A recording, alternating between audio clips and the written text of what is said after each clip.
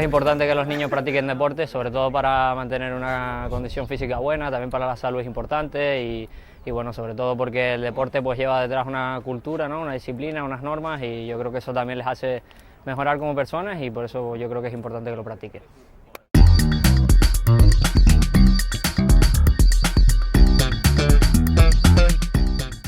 A jugar en equipo, a confiar y colaborar con los compañeros y a disfrutar de esta maravillosa profesión.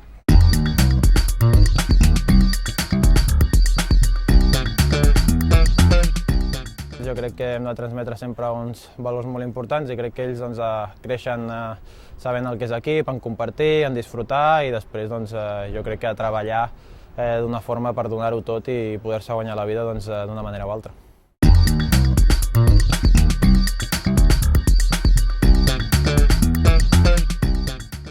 Bueno, sobre todo que practiquen el deporte con su hijo, el deporte que le guste y que no le hagan hacer deporte que no le guste, que no lo presionan y que el niño tiene que tomar el deporte como un juego y sobre todo que se divierte.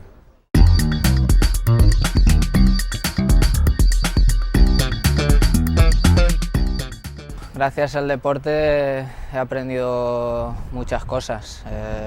La verdad es que he tenido la suerte de compartir muchas vivencias con compañeros, respetar mucho a los rivales, a los adversarios, a la gente que tenemos delante.